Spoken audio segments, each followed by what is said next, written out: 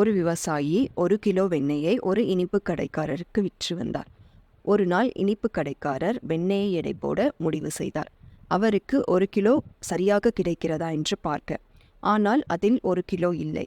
இதனால் கோபம் அடைந்த அவர் விவசாயியை நீதிமன்றத்திற்கு அழைத்துச் சென்றார். நீதிபதி விவசாயியிடம் கிலோவை அளவிட ஏதேனும் அளவை பயன்படுத்துகிறீர்களா என்று கேட்டார்.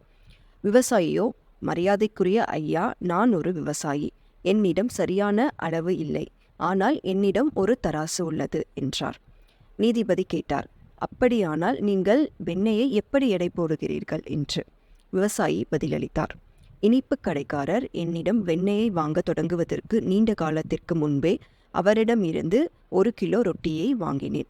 ஒவ்வொரு நாளும் இனிப்பு கடைக்காரர் ரொட்டி கொண்டு வரும்போது நான் அதை தராசில் வைத்து வெண்ணெயில் அதே எடையை கொடுப்பேன். யாராவது குற்றம் சொல்ல வேண்டும் என்றால் அது ரொட்டியை அளவிட்டவரை தான் சொல்ல வேண்டும். இதில் நான் எந்த தவறும் செய்யவில்லை என்றார். கதையின் கருத்து என்னவென்றால், நாம் மற்றவர்களுக்கு கொடுப்பதை மீண்டும் வாழ்க்கையில் பெறுவோம் என்பதே.